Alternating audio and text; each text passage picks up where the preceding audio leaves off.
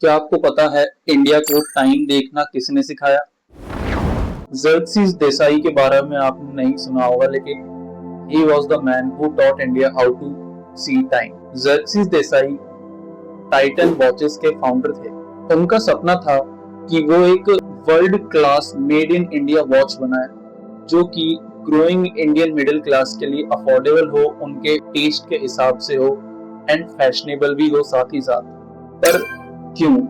क्या इससे पहले, टाइटन से पहले इंडिया में वॉचेस नहीं बनती थी?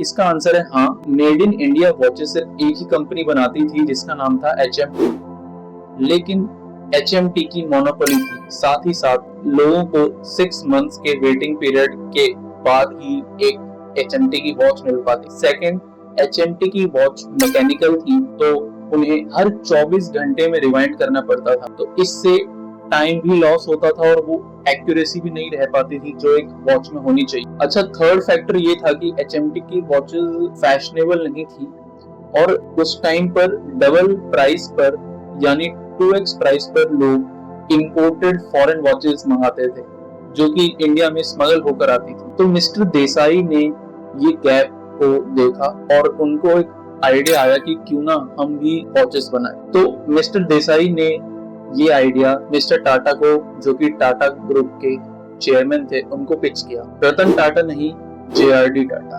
पर मिस्टर देसाई ने JRD टाटा को कन्विंस कैसे किया? उन्होंने उन्हें बताया कि वे नई तरह की वॉच बनाएंगे। इंडिया में ये बिल्कुल यूज नहीं होती थी। HMT भी बहुत लिमिटेड स्केल पर क्वार्ट्ज वॉच बनाता था। क्वार्ट्ज वॉच की खासियत ये है कि उसमें क्वार्ट्ज क्रिस्टल लगता है, वॉच को बार बार रिवाइंड नहीं करना पड़ता और हर 2-3 साल में एक बार बैटरी चेंज करनी पड़ती है बस। अच्छा, और ये था कि उन्होंने मिस्टर टाटा को कन्विंस किया कि वो एक फैशनेबल वर्ल्ड क्लास वॉच बनाएंगे जो ग्रोइंग इंडियन मिडिल क्लास के टारगेट करेगी। Mister Tata agree.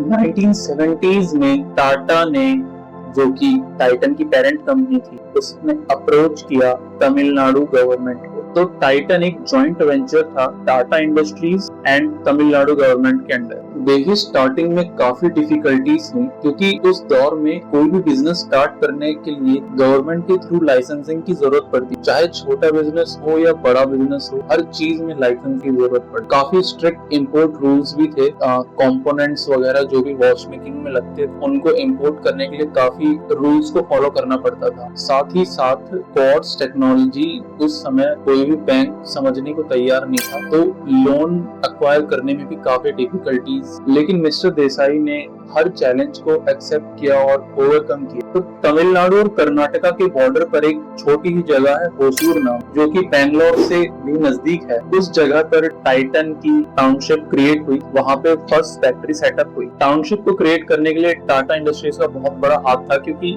वो इस चीज में एक्सपर्ट थे, जैसा उन्होंने जमशेदपुर में किया था। टाइटन ने तमिलनाडु गवर्नमेंट के साथ एग्रीमेंट साइन किया कि लोकल पॉपुलेशन को जॉब फैसिलिटीज मिलेगी, तो रहने की जगह मिलेगी। अच्छा, वॉच मेकिंग में सबसे बड़ी चीज होती है स्किल्ड लेबर।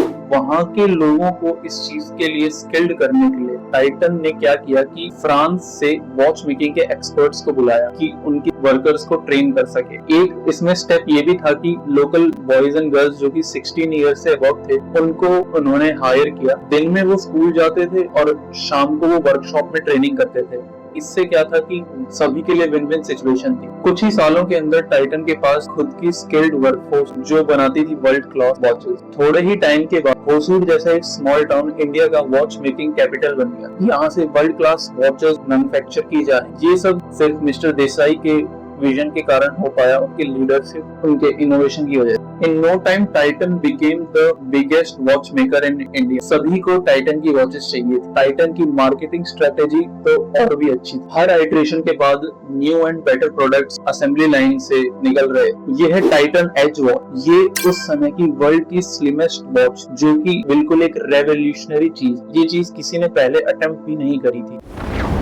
आज की तारीख में टाइटन अपने नाम की तरह ही एक मैसिव लाइफस्टाइल ब्रांड है। इसके अंदर काफी सब ब्रांड्स हैं जिनके आपने डे टू डे लाइफ में नाम जरूर सुने होंगे या शॉपिंग भी जरूर करी होगी, जैसे कि fast track, Sonata, Tanishq jewellery, Titan eye plus, और भी बहुत कुछ। ये सब हो पाया टाइटन की ब्रिलियंट मार्केटिंग स्ट्रेटेजीज की वजह से। मिस्टर देसाई ने 2002 में रिटायरमेंट ले लिया, लेकिन टाइटन से वे बाद तक जुड़े रहे। उनका लॉन्ग टाइम ड्रीम था कि वो टीचिंग प्रोफेशन ज्वाइन करें, प्रोफेसर बने और यंग माइंड के नजरिए को शेप करें, पर्सपेक्टिव को शेप करें। सैडली 2016 में उनकी डेथ हो गई, लेकिन उनकी विश के अकॉर्डिंग होसूर में ही टाइटन टाउनशिप में ही उनका फ्यूनरल अरेंज किया गया। वहां पर थाउजेंड्स की भीड़ में उनके फ्यूनरल को अटेंड किया। तो ये था मिस्टर देसाई और उनकी कंपनी टाइटन की द टाइटन स्टोरी। अगर आप इसके बारे में और ज्यादा जानना चाहते हैं तो एमएक्स प्लेयर पर एक बहुत ही अच्छी टीवी शो है द टाइटन स्टोरी नाम से, जो रिसेंटली ही रिलीज हुआ है। और आपको और अलग अलग चीजों के बारे में पता चलेगा कि टाइटन की जर्नी कैसे हुई। Thank you.